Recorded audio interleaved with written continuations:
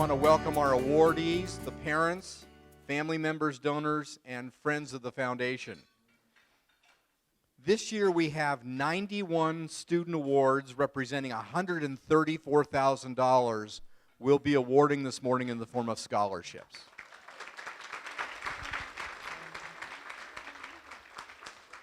Now, some of you may be wondering, well, what's the foundation about? And what does that have to do with your scholarship award? Well, the Community Foundation is also known as the CFV. And the foundation was established, just to give you a little history, in 1956 to help donors who wanted to do good in Burbank, Glendale, and the foothill communities. Donors across our region have made today's scholarships possible, and they've entrusted the foundation to manage and issue these awards. Donors also make grants to nonprofits in the greater Burbank, Glendale, and foothill communities possible.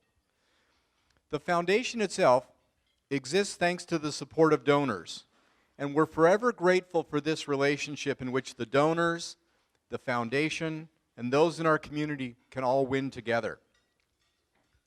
The key to the foundation is the word community. It's what the Community Foundation of the Verdugos is all about. And in carrying on a tradition of community support, we are once again very thankful to have Porto's Bakery as our event sponsor.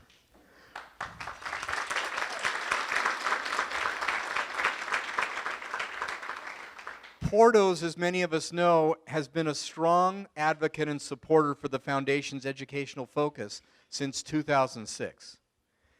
Betty Porto, who's the Vice President of Community Relations, is with us here today, and she serves as the honorary chair, and she's done that for many years. Betty, can you please stand up so we can recognize you?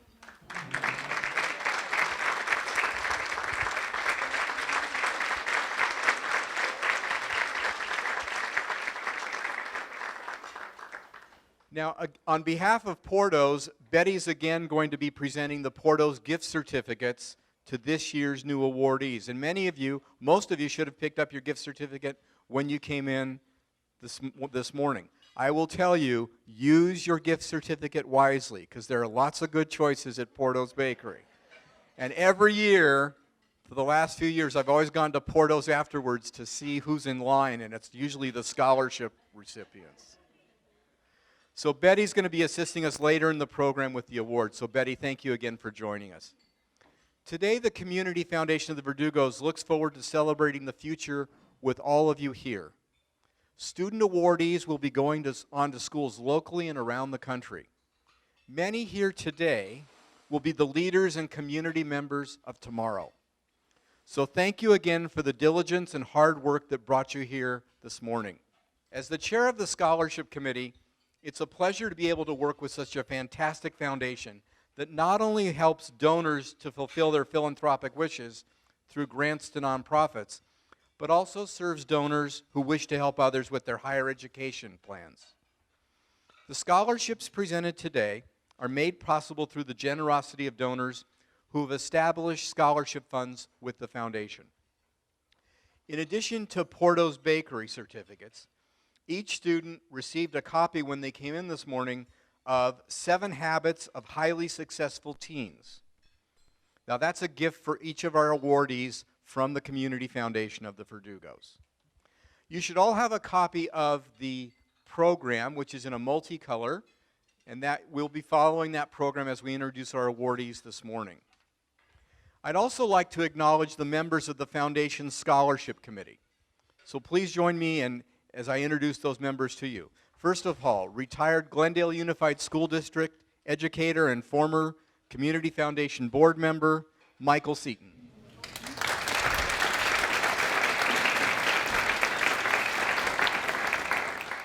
Community Foundation board member, Michael Cusimano.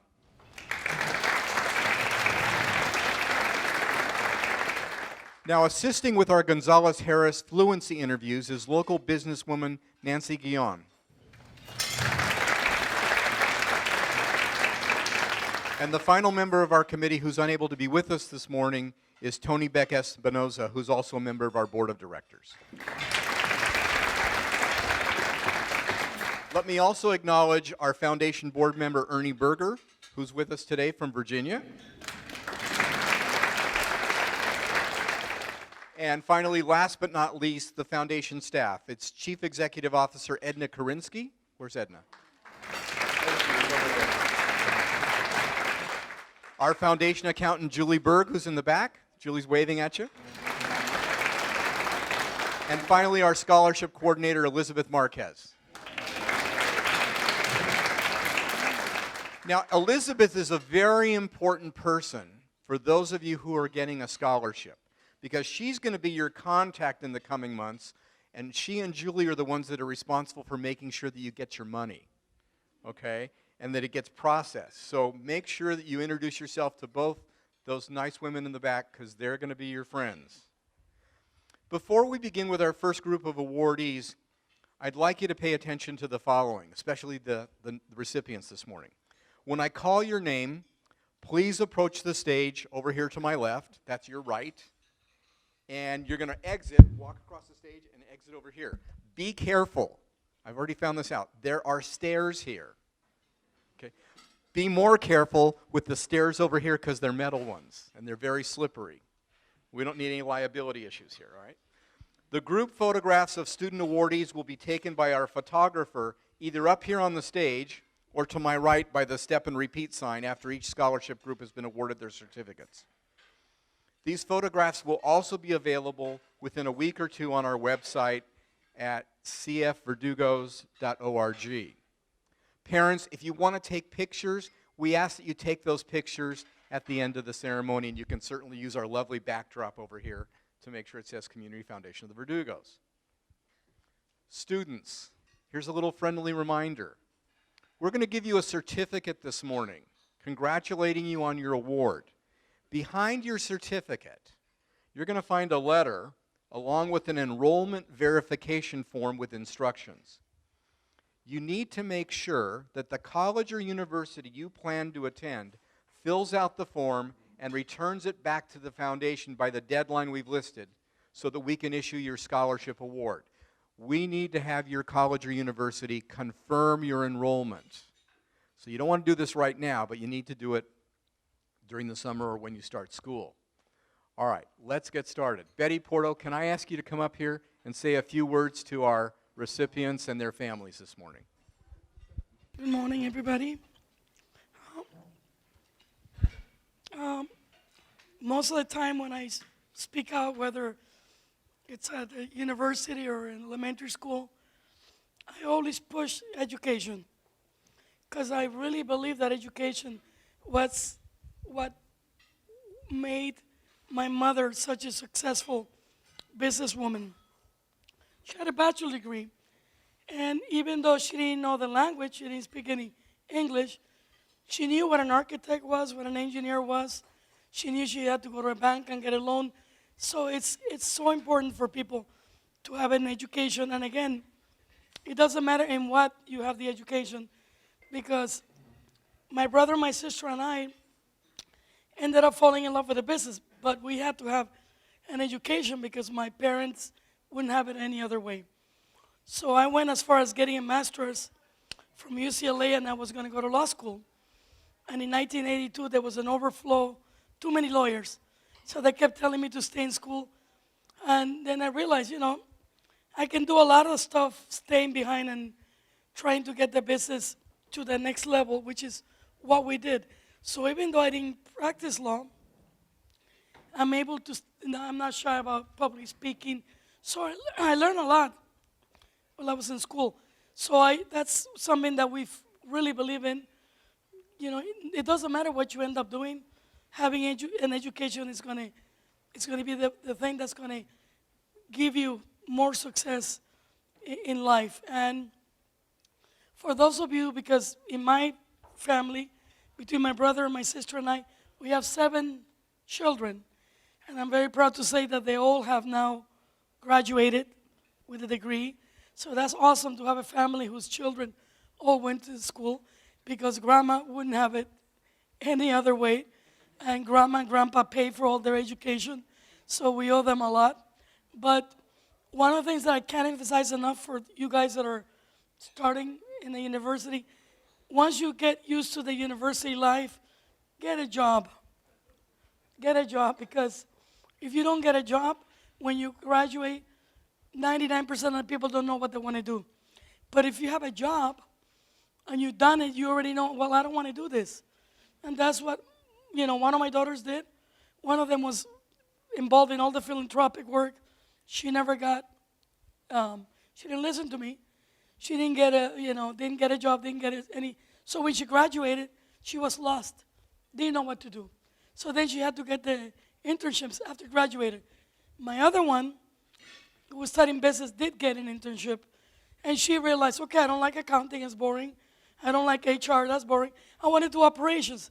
But she got that by working. So again, I can't emphasize this enough. Once you start going to college and you have settled down, get jobs. Because when you graduate, if you don't, you're not going to know what to do with your life.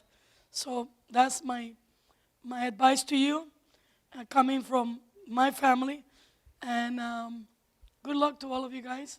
And make sure you give your mom and dad a big hug and some credit, because without them, it's very hard for you guys to be here today. So thank you very much.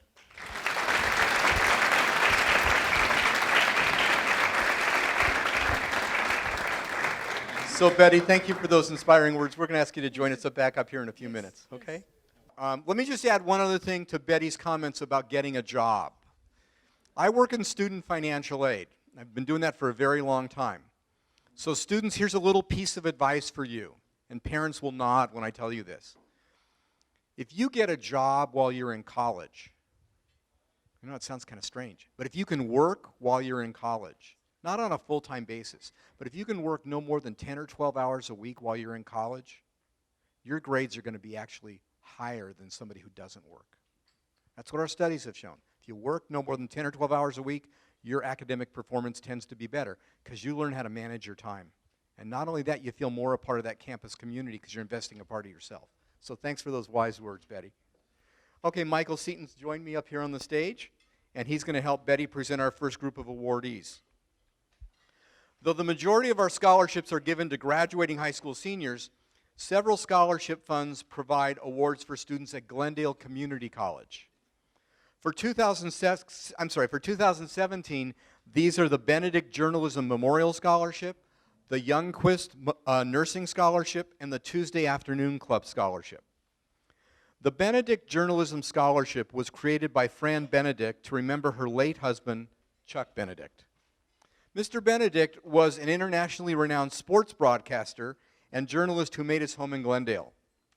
One award is given annually to a Glendale Community College student pursuing a career in journalism or sports journalism. Will Carolina Maharanian please step forward so we can present you with your award?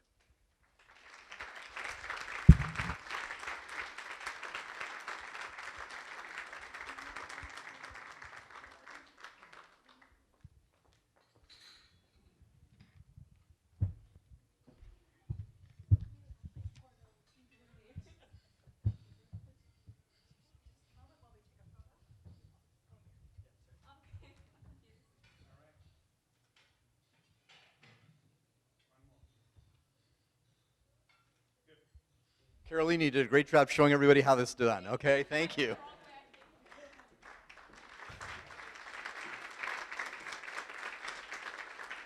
Our next award is the Youngquist Nursing Scholarship. This scholarship was established by the late Mr. and Mrs. Joel Youngquist for a student pursuing a nursing career at Glendale College's School of Nursing.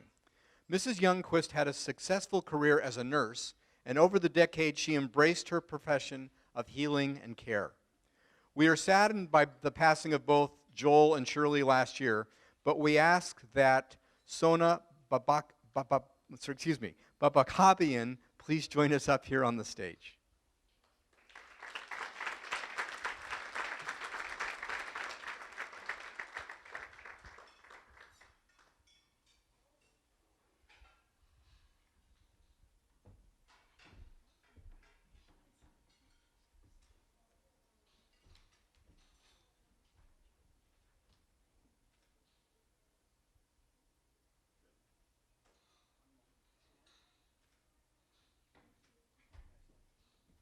The final Glendale College Awards are the Tuesday Afternoon Club scholarships for GCC students. The Tuesday Afternoon Club met every, guess what, Tuesday in Glendale many decades ago. Their focus was on community and civic pride, as well as helping the community to be a better place. These awards were intended to help a GCC student on his or her road to a better future. Samuel Park, will you please come forward to accept your award?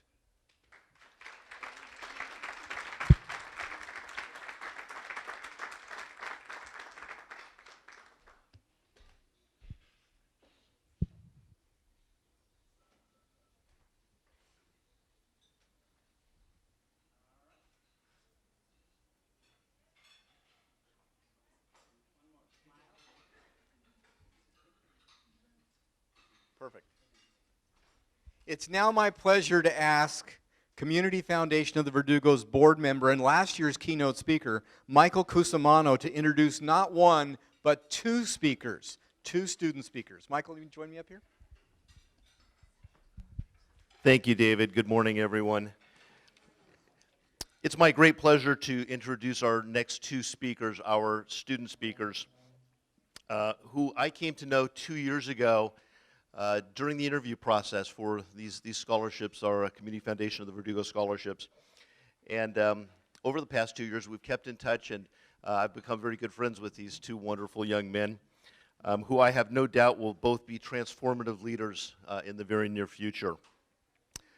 Their accomplishments, even at this young age, are too voluminous for me to present here. If you note on your table, there's a bio sheet that talks about all the wonderful things these two young men have done.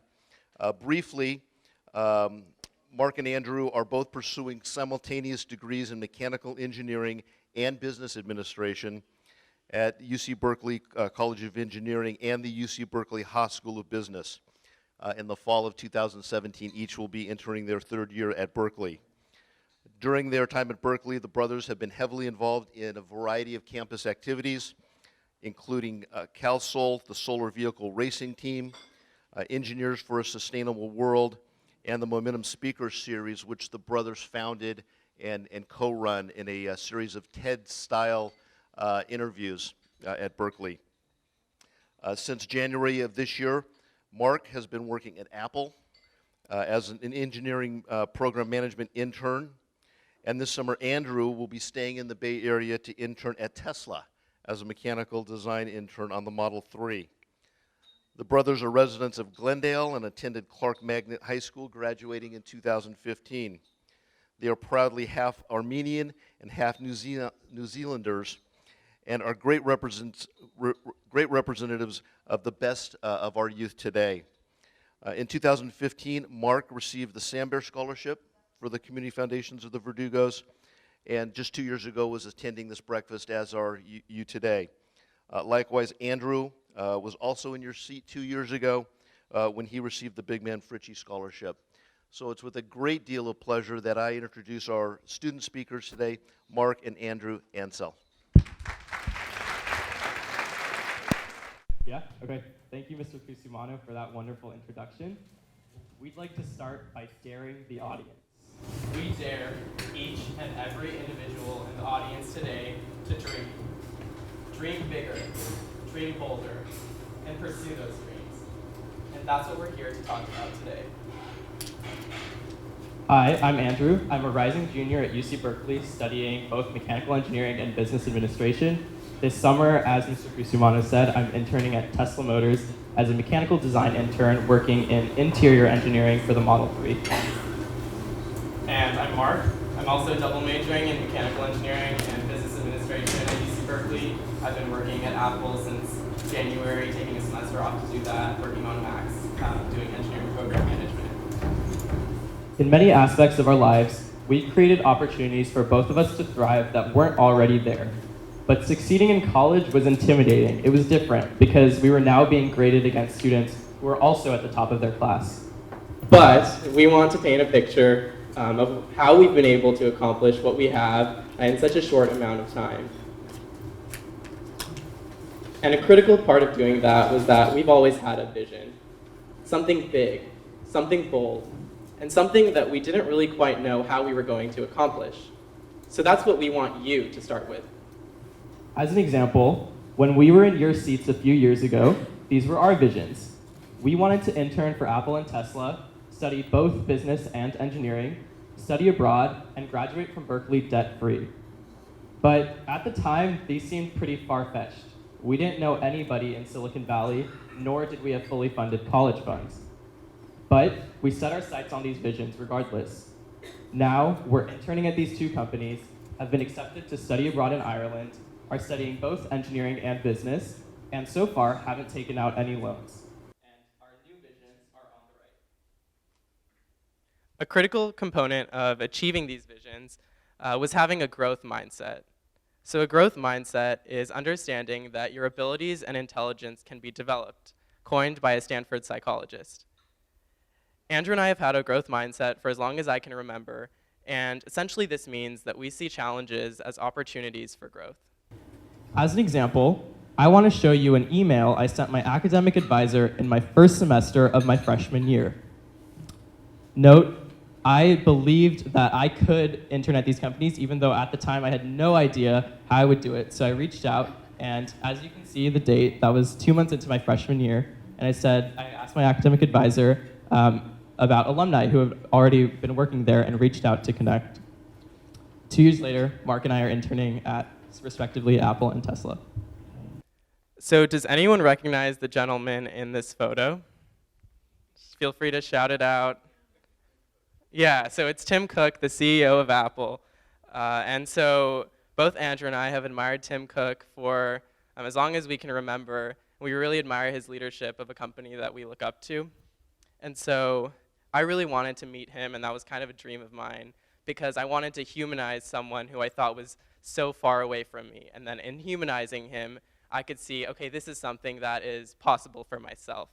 And so I was fearless, and I went up to him when I saw him around campus earlier this year, and I spoke with him. And had I cowered away, I wouldn't have gotten these 2 awesome photos with him that were posted on the internal website. And that's what I want for you all, to see that the potential upsides of being fearless greatly outweigh the potential downsides. So another way having a growth mindset has helped us is with the new Management, Entrepreneurship, and Technology program at Berkeley. So if you haven't heard of it, the MET program is a brand new program that admits students to study both engineering and business directly from high school. And it also provides millions of dollars in funding to support them, and it's quite selective with an acceptance rate of under 3%. However, because Mark and I weren't freshmen when the program was created, it seemed like we had just missed this opportunity to get a lot more resources to help us get to the same place. One of these resources was exclusive access to a designated space on campus, which, of course, we wanted access to. So in my mind, there was no reason why we shouldn't also be able to access these resources, since we were essentially doing the program just without the structure and support. So I introduced myself to the program's executive director, taking a service-centered approach. Keep in mind, all we wanted was keycard access. I offered our services to her as some of the only students at Cal currently studying both engineering and business. If admitted students wanted to know how it was like, I offered our help. So Andrew, how did that turn out? I gave tours to students, took them to talks, and even attended the admitted students' reception. So now you're probably wondering, did I get keycard access? So the answer is yes, we did, but we got even more. The astounding thing about this was because I approached this opportunity from a service-first perspective, saw the challenge of not being able to enter this program and kind of being cut out as an opportunity for growth, the leading industry funder of the program, who, just for background, is the managing director of technology investment banking at one of the biggest investment banks in the world and raised billions of dollars recently for Snapchat and Facebook, came up to us and said, I know who you are and I know what you want, and I will make sure that you both get into this program and are the first graduates of the MET program. So at that moment, we were kind of like blown out of the water. We just wanted keycard access. But because we had offered our services and hadn't even asked for anything initially and just tried to help, he saw something in us and said, okay, yeah, now I want to help you back, and I'm going to give you more than what you initially had asked for. yet another example of the benefits of a growth mindset happened during my senior year of high school. So when I was in your shoes a few years ago, my high school counselor, Mrs. Turgeon, invited the top 10 students in the class to apply to a competitive national scholarship. But unfortunately, Andrew and I weren't in the top 10 students in the class, so we had just missed the cut. I think to any normal person, they might just brush that aside. But not Andrew and me. We were determined to still apply to the scholarship. So we saw this as an opportunity to work even harder and make sure that we had as best of an opportunity that we could give ourselves to win this scholarship. So we did a lot of essay editing and revising, as I'm sure a lot of you all have done, to get here today. And we both were eventually selected to be national finalists, which is really exciting. And I also was selected to go on an all-expense paid trip to Chicago to interview for the top prize. In the end, I won the top $50,000 scholarship given to one person out of 20,000 applicants. And this is something that I didn't even think was possible for myself because it seemed like the world didn't want me to even apply. So this is another example of just if you have a growth mindset and you believe that you can achieve something, then you're the only one that sets the limits on your potential. These 4 examples show how taking initiative and, as Mark said, having a growth mindset have helped us achieve our goals and even achieve things that we hadn't even imagined and can also help you as well. But we want to emphasize that we didn't get here by ourselves.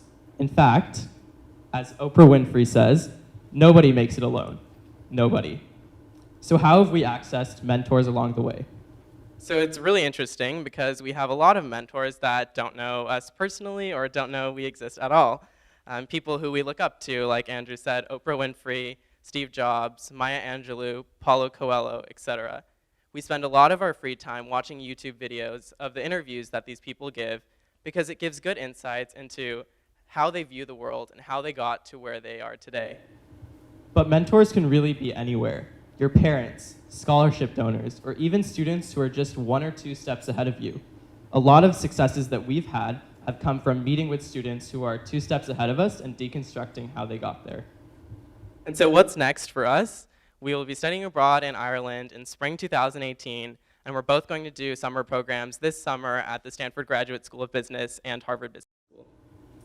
And we want to leave you with a final perspective on rejection. So I'll just read this out loud. Most people believe avoiding rejection is a good thing. By avoiding something bad, we've dodged a bullet and are somehow net positive. But that's not true. When we shy away from rejection, we reject ourselves and our ideas before the world ever has a chance to reject them. This is the worst form of rejection, and as a result, we are ignored by the world. So take initiative when it comes to your dreams. Don't prematurely reject yourself. Be bold. Constantly expand your vision and have a growth mindset, and seek mentorship from people you aspire to be like, and dare to dream. Thank you.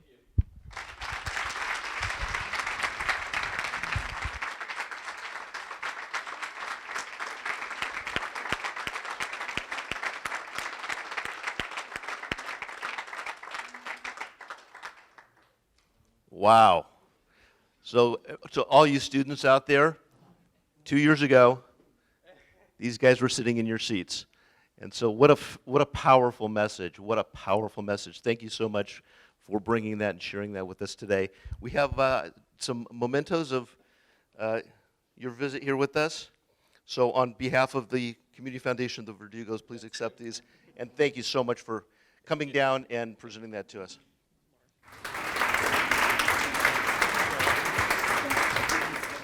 So Mark and Andrew, thank you very much. We encourage you to keep up the good work as you continue to build your lives toward goals that inspire you both. Now it's time to recognize some more scholarship awardees. Some of the scholarships we manage focus on recognizing students who are aiming for a particular career or area of study. In this next group, we'll be announcing the Benjamin Medical Scholarship and the Krikorian Scholarship. For the Benjamin Scholarship, will Asia Kane and Sarah Peterson please come up to the stage?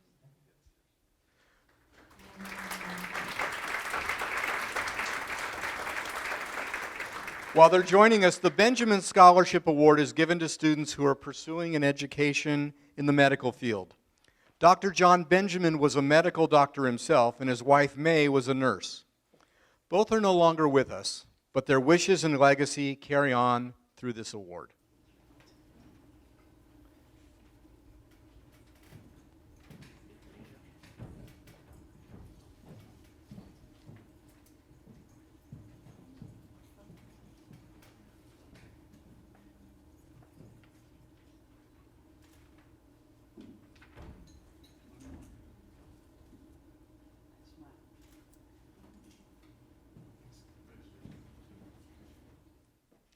In your programs, you'll see the Bush Scholarship Renewals. This scholarship is sunsetting.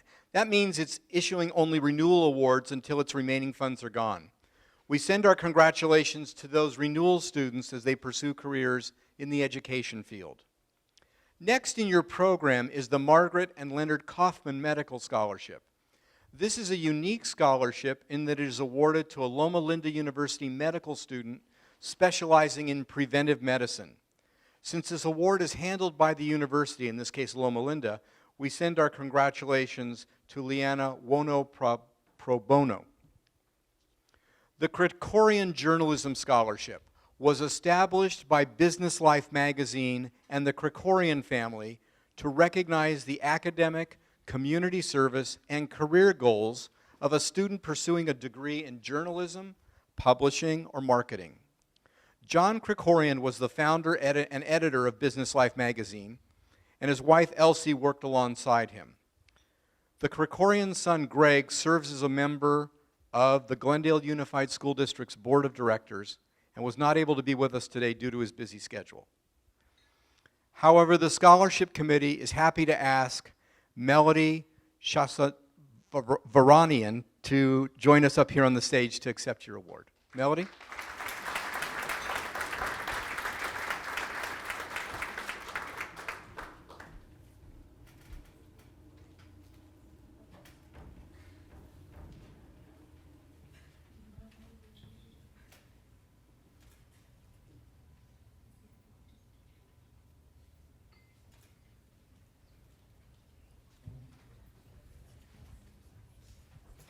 This year, the foundation is pleased to have a local businessman and a product of the first class from Clark Magnet High School, same school you folks went to, Louis Sad, to address us. Mr. Sad is the founder and chief executive officer of DataStream IT, a Glendale-based company that provides a broad range of IT services to a wide range of industries, including financial services, engineering, entertainment, manufacturing, real estate development, and nonprofits. Louis was named 2017 Man of the Year by the Glendale Chamber of Commerce during its State of the City event earlier this year, a distinction very well deserved. Please join me in welcoming Louis Sad as our keynote today.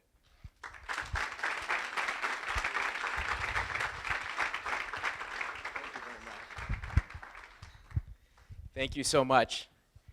Good morning.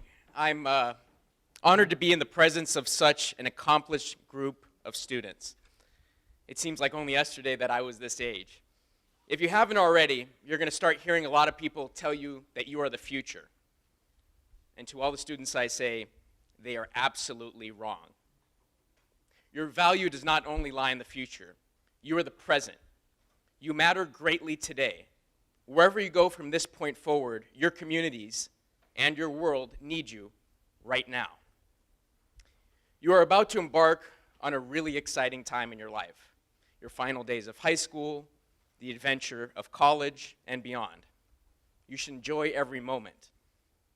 People are going to tell you that this is the best time in your life, and I'm here to tell you that they are wrong. This isn't the best time in your life unless you let it be. As awesome as this time is, you will continue to have fun and exciting life enjoyment as you move through your 20s, your 30s, your 40s, and beyond. If you keep a positive attitude and you're open to life's adventure. Each stage of life will present its own hardships and its own victories. Seize each point in your life, whether it be to bask in the glory, enjoy the moment, or to find the lesson in what initially seems like a failure.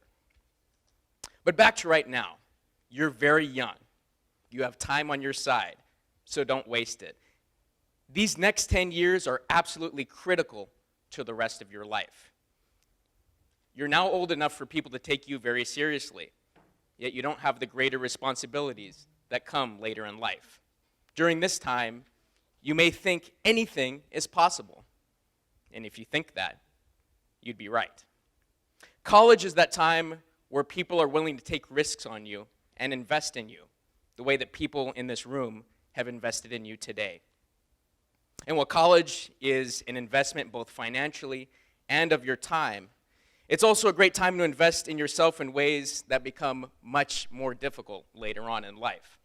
I encourage you to find internships where you're exposed to different experiences whenever possible, to take a class in something random, to join a club that vaguely sounds interesting to you, to spark up a conversation with someone whose views are much different than what you were exposed to growing up, with an open mind and an open heart. And while it's likely not the major that will guide you on your life path exactly, precisely as you thought it would, it's the experiences and the adventures that you seize that will shape who you are and in turn allow you to shape the lives of others very soon. After college, your responsibilities will begin to solidify your place in this world and make it tougher, although not impossible, to change. As Mark Twain said, 20 years from now, you will be more disappointed by the things you didn't do than by the ones you did. So throw off the bowlines, sail away from the harbor. A ship in the harbor is safe, but that is not what ships are for. So cherish every moment of college. Take big risks. Start a business if you're so compelled. I did. I started a business with my best friend from high school, Clark Magnet High School.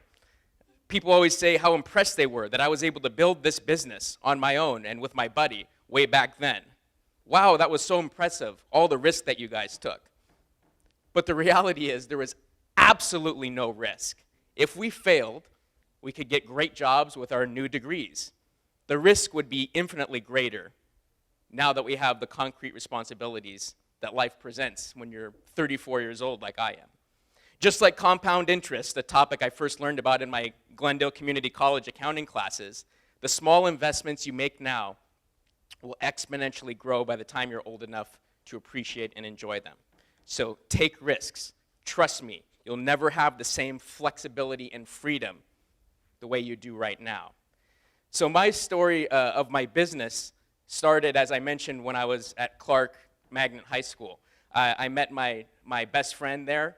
We decided to start a business when we were in the 9th grade, and by the time we were in Glendale Community College, we kind of got moving with that business. We did computer consulting, anything we can get our hands on that we could make $20 or $30 an hour for. We started small, step by step. We moved on to USC together. Again, there wasn't a lot of risk because we were in school and we had the ability to kind of wait until we finished to see how things would go. And then when we graduated from USC, we decided to go full force with the business. Again, there was little risk in doing so because if we failed within a year or two, you know, we can kind of move that into a great job with the degrees we got from USC.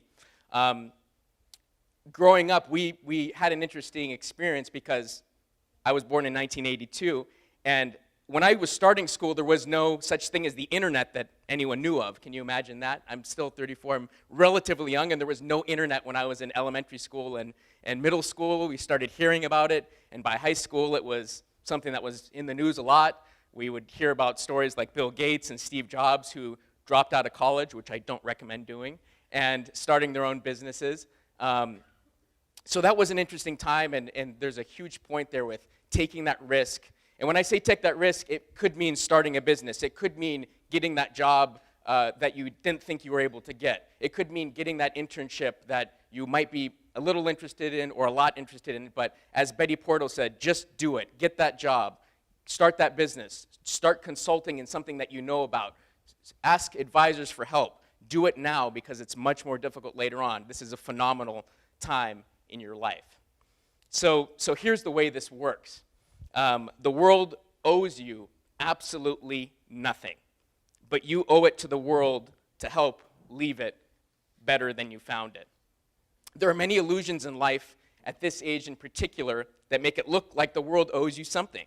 Take a moment to honor your parents, your grandparents, your aunts and uncles, your cousins and friends and teachers who helped you reach this stage in life.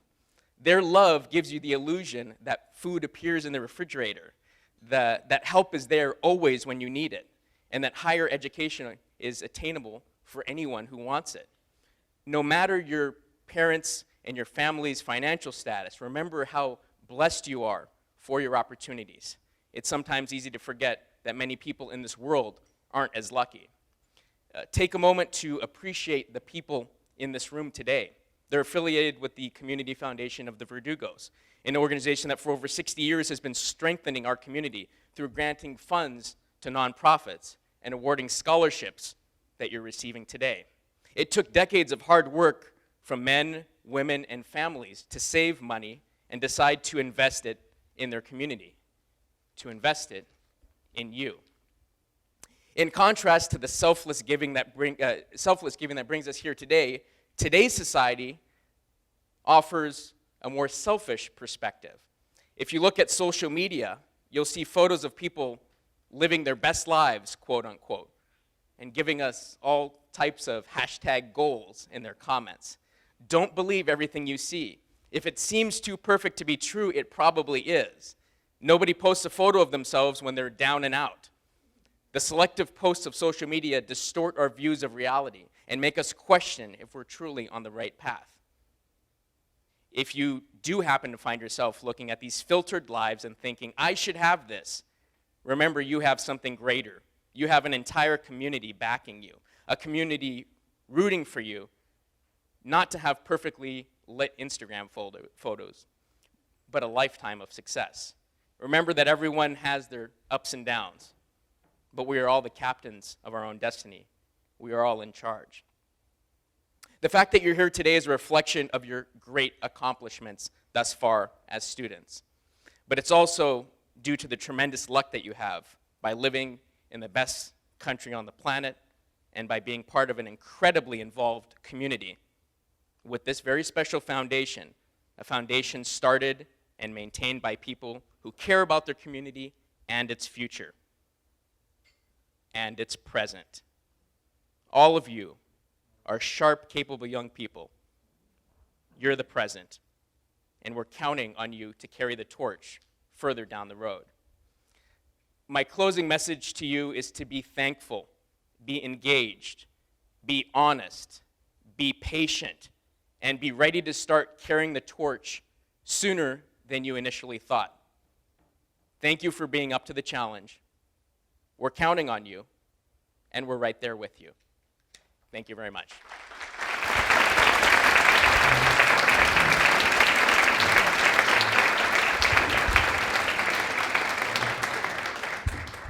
Louis, thank you very much for those inspiring and motivational remarks. We now are lucky enough to recognize the remaining scholarship awardees. Several of our next awards focus on academics and community service. The Burroughs Scholarships, the Leone Scholarship, and the Glendale Latino Association Scholarships. The Christopher A. Burroughs Memorial Scholarship remembers the zest for life that Christopher Burroughs had for not only himself and his family, but for his community as well. He was a well-loved attorney, husband, father, and community member. Due to other commitments, Christopher's family members were not able to be here with us today, but they send their sincere congratulations.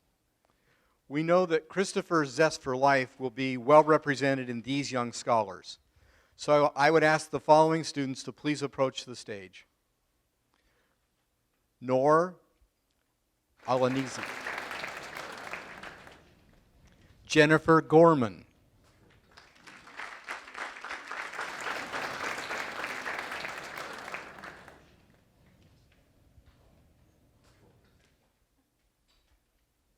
And Kendall Kikawa.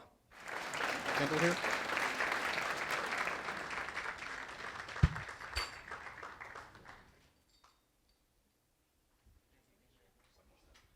Our next award is the, yeah, we can clap, that's good.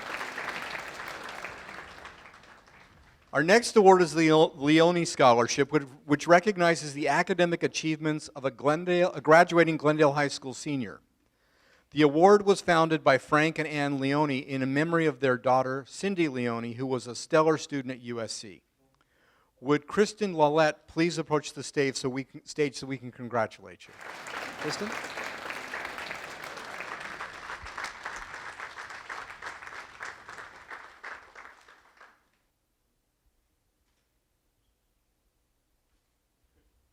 Now for this next award, I'd like to invite Glendale Latino Association President Miriam Finkelberg and Glendale Latino Association Scholarship Chairs Nancy Guion and Amy Navarrete to join us on the stage for the Glendale Latino Association Awards. Thank you, David. Good morning, everyone. What an inspiring and amazing room to be in. Andrew and Mark, Louie, you're a tough act to follow.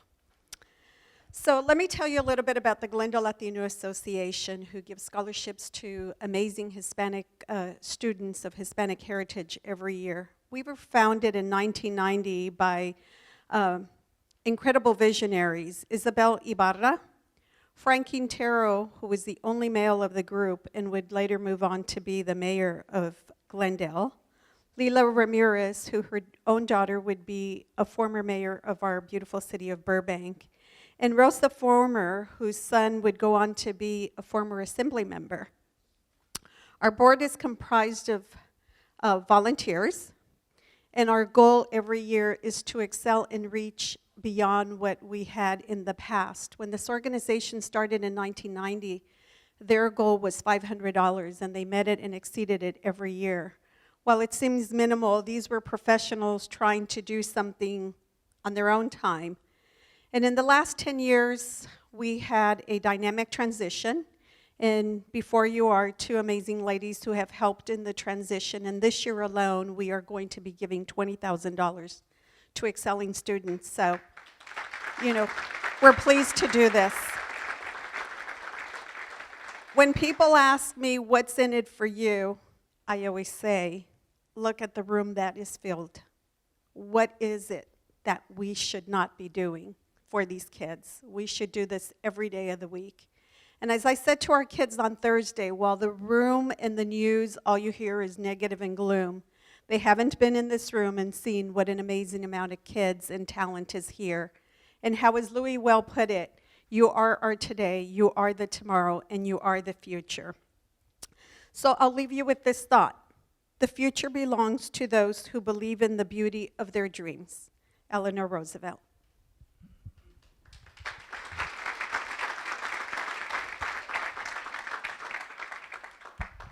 Thanks, Nancy. Let's proceed now to have the GLA awardees recognized. We're going to have a group of students coming up, so I will ask that you, after you get your certificate, to please stand to my right in front of the sign so we can get a group shot of everybody. Students, if you'll please come forward when I read your name, that'd be great. First of all, Daniel Bustos.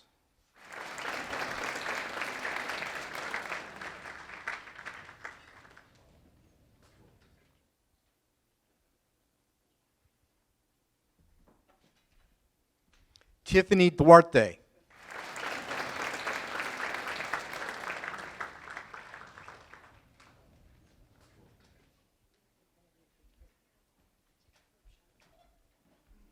Natalie Gallo.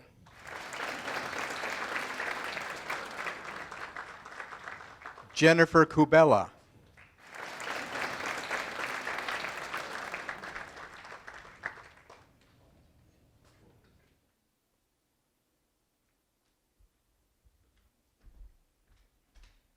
Kelly Loriches.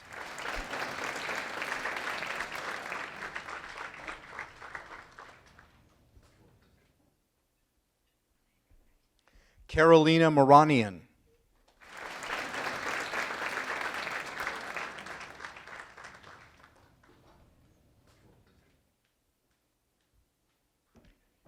Christopher Montenegro.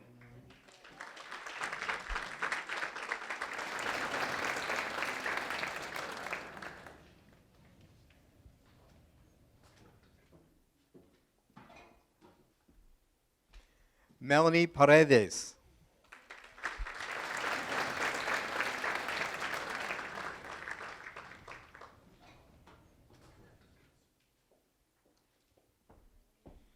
Allison Paxton.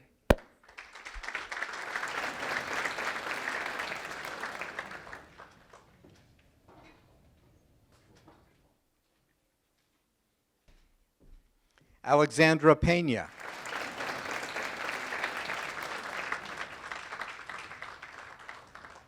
Angelo Pinedo.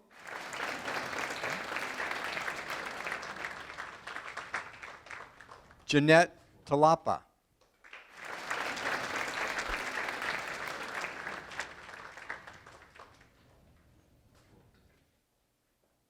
Eve Vasquez.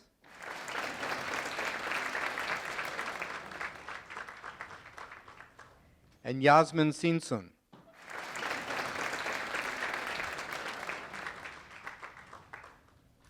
So as the group gets its photo taken, I wanted to give you a little bit of trivia about the Community Foundation of the Verdugos. Do you know that over the years we've awarded over 850 students with scholarships, totaling $1.6 million? I also wish to remind all of our students that we encourage you to stay in touch with the foundation or the scholarship donor through notes and correspondence. We love hearing about how your studies are going. We love hear how you're succeeding with your life. This year, we will again be attempting a survey to gather feedback on your experience, so recipients, please watch for that.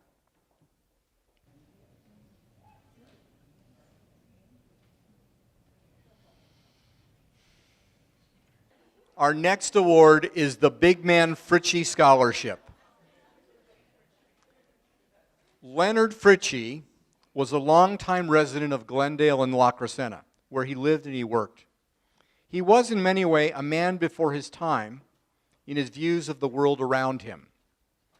As a landscaper and a small business owner, he worked hard, lived modestly, and enjoyed helping others. He was known by many as the big man. Mr. Fritchie also had a special place in his heart for youth and understood the importance of getting a good educational start in order to set up a successful path later in life. In keeping with the big man's love of thinking outside the box, this scholarship provides support towards students pursuing a technical career path of achieving whatever dream may be in their future. A flair for achievement and self-motivation are also part of the Big Man Fritchie profile. We're happy to present this year's Big Man Fritchie Awards to Jennifer Cabella and Kristen Lowlett.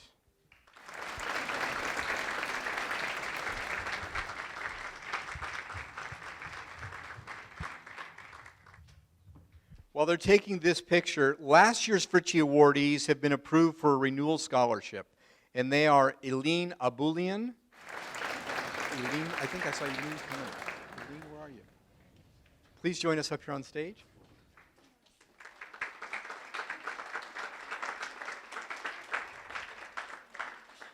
Caroline Duffy. Caroline's here. And Jennifer No Pham. Jennifer here?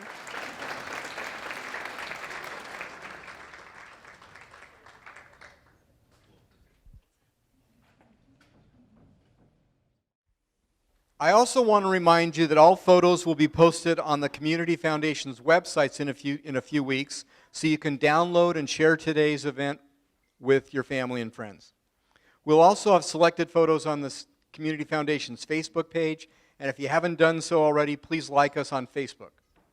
Our next category of scholarships enables students to be recognized for their personal beliefs. The first Christian scholarships will now be recognized. And so I ask Robin Goldsworthy and Steve Pierce to please join us up here on the stage. While they're on their way up, I should tell you that Robin is the publisher of the Crescenta Valley Weekly, and she's also the founder and the president and the major organizer for Prom Plus, which is an event that's happening tonight. And Robin, I think you told me you have several hundred students that are coming to this event, 400 students for an event after the CV Prom. So we thank you. That's been going on, I know, since 1999. Steve Pierce is a local businessman. Steve, we're glad you're here with us again today. And he's also a former member of the Crescenta Valley Town Council. Robin's husband, Steve, who couldn't be with us today, is also a member of the Town Council and volunteers with the Montrose Search and Rescue Team, and I'm glad we didn't have to have his services today, okay? All of these folks sit on the selection committee for this award, which recognizes a student's Christian belief and also takes into consideration a student's love for patriotism, country, and community responsibility.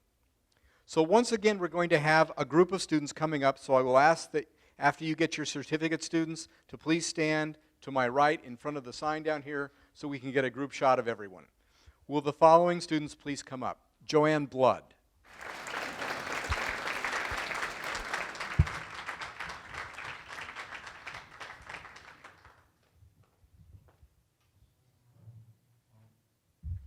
James DeRose.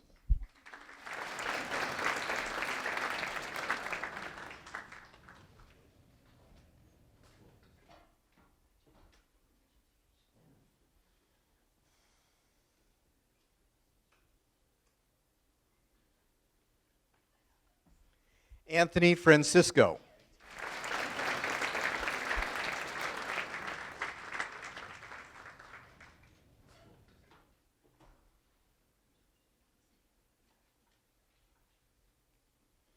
Paige Grande.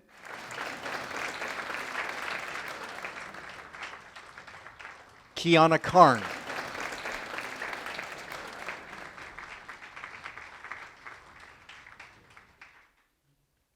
Jennifer Cabella.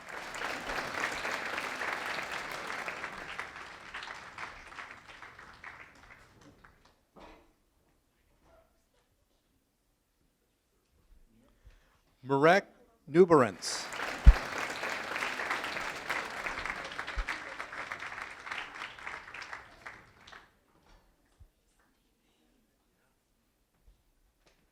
Therese Oshiro.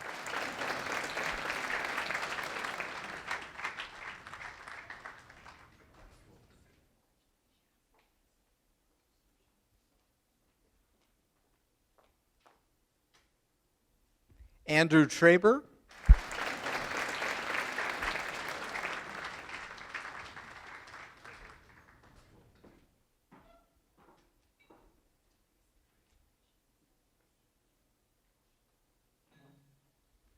And Mark Webster.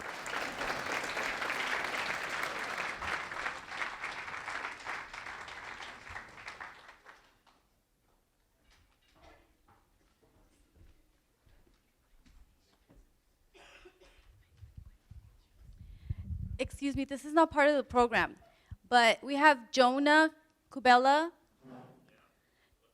I didn't know you were gonna come. This is very last minute when I was notified you were coming, but I want to acknowledge him because he graduated, or he's going to graduate. California Maritime? Yes. I don't know if you want him to come up, but I just wanted to acknowledge him.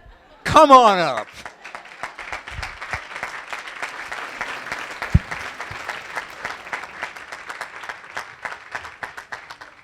You know, one of the things I love about this foundation is nothing phases us, right? We're always prepared.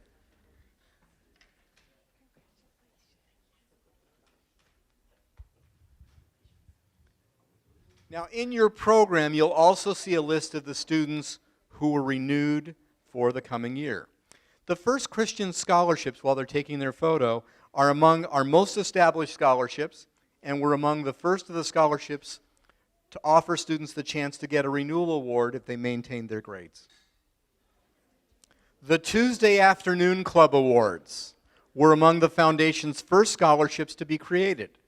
The Tuesday Afternoon Club High School Scholarship Awards were established to commend students who showed support towards civic duties, citizenship, and community responsibility. The essay for this award required the student to explain the importance of education. Please come forward, students, when I announce your name. Jennifer Gorman.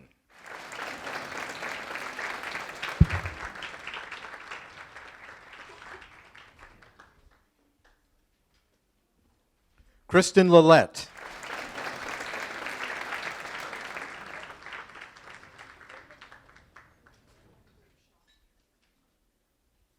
And Marek Nuberens.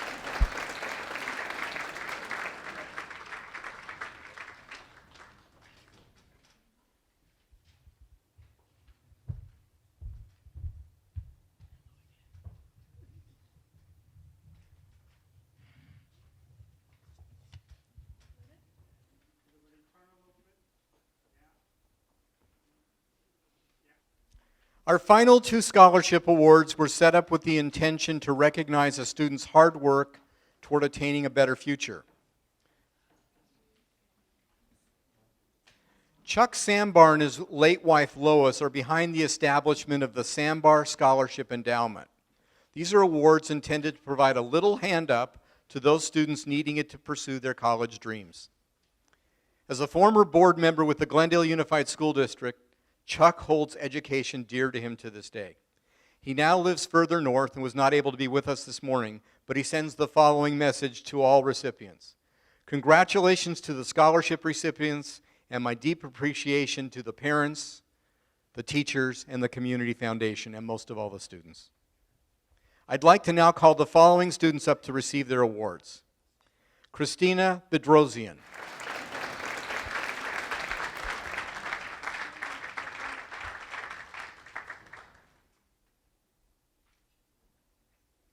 Joanne Blood.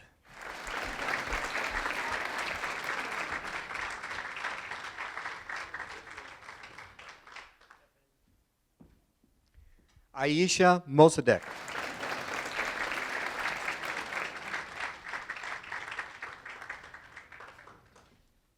And Jaylene Ramos.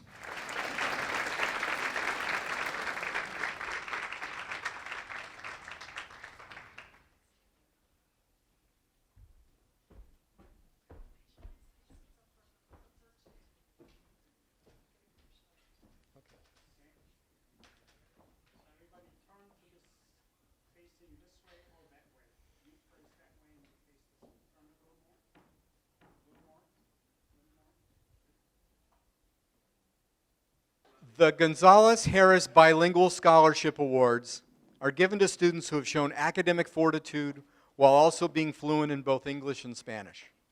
The scholarship was created by the Gonzalez Harris sisters, who did not have children, but who wanted to leave a legacy by helping deserving students reach their academic dreams. This is currently the Foundation's largest scholarship fund, and awardees may be considered for an annual renewal consideration based on maintaining good grades and commitment to community service. Will the following 2017 new student awardees please come forward? Arvin Sarkissian.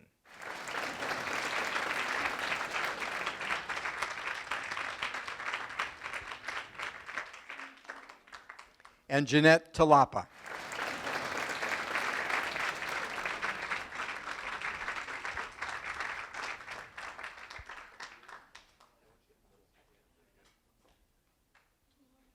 So now I'd like to call up those students who were receiving a Gonzalez Harris Renewal Award. After you receive your envelope, please join the other students in front of the sign to my right for a group photo. Daniel Cuateco.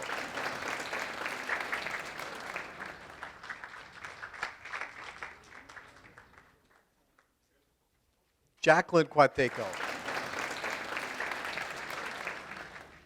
Lena Dominguez Meneses.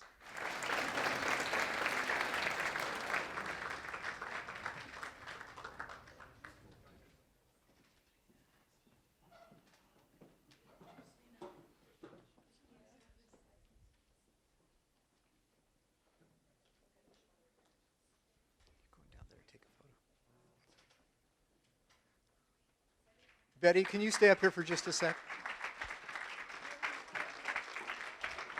So while Betty's approaching, I want to thank again my colleagues Michael Seaton, Michael Cusimano, and Nancy Guion for joining us here in the presentation. Betty, we want to thank you again for your continuing support of the Foundation and for the Scholarship Fund, and we'd like to present you with a small token of our appreciation.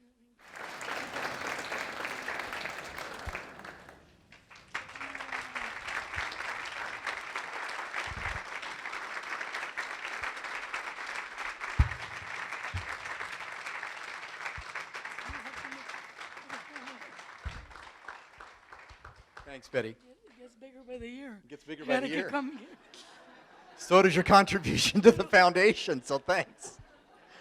There's one last scholarship group we'd like to mention, and that's the Oakmont Country Club Scholarship. This was created several years ago by the club's members for the employees and their families. The selections are handled by the club under the direction of the Foundation during the summer months. We'll have more information about this in our entire scholarship program in the upcoming scholarship newsletter, which will be coming out in September. So now I get the best job of all because I get to leave you with some closing remarks. Students, this is graduation season, in case you didn't know. You and many of your classmates will be moving on to the next stage of your lives. Some will be sad to say goodbye to your school, goodbye to their classmates, and maybe even a teacher or two. Others of you can't wait to leave it all behind. I've heard a lot of commencement speeches, and despite that silly hat you have to wear at commencement, it's a head-swelling experience to tell an audience how they should live their lives. The problem is, speakers are to graduations what turkeys are to Thanksgiving. Except people are much more interested in a turkey on a platter than a turkey behind the podium. What we need is a good 3-minute speech. So here's my platitude-stuffed effort. Now's a good time to set goals and devise a plan. Remember, failing to plan is planning to fail. You need a roadmap, but be prepared for unintended detours, confusing signs, and closed roads. As the Ansel brothers told us, don't be afraid of change or unwilling to change. Enjoy the journey, wherever it takes you, because that's your life. It's likely that success and happiness are among your goals. That's fine, but be careful. They're not the same thing. Not all successful people are happy, and not all happy people are successful. If you have to choose, choose happiness. The thing to remember about happiness is that it's not determined by what you have or even what happens to you. It's a function about how you think about your life. Optimism and gratitude are powerful happiness potions. If you want to be happy, discipline yourself to look for the best in people and situations. If you draw a lesson from every mistake and setback you make, failures transform from stumbling blocks into stepping stones. Money, the pursuit of it, and often the lack of it, is likely to play an important role in your life, but don't let it play the leading role. Sadly, money is much more likely to be a source of worry, resentment, and frustration than of happiness. Money becomes a problem when you want more than you can afford and you spend more than you earn. If you want to be happy, live within your means so you have the means to live. We all hope that the scholarship funds we're providing you for the next school year will help you to minimize and even stay out of debt. Remember, when you mess up, fess up. When you find yourself in a hole, quit digging. The surest road to happiness is good relationships. Choose friends who want the best for you and bring out the best in you. Be willing to love with all your heart, but don't put the key to your happiness in anyone else's pocket by making it depend on the love or approval of anyone. And certainly, don't make anyone a priority who only makes you an option. Listen to both your head and your heart. Pursue your passions. But don't confuse feelings with facts. Don't confuse fun with happiness or pleasure with fulfillment. Take control of your life by taking control of your attitudes. Pain and disappointment are inevitable for all of us, but suffering is optional, and tough times are always temporary. Finally, don't settle for a little life. Fill your life with purpose and meaning and people worthy of your love and respect.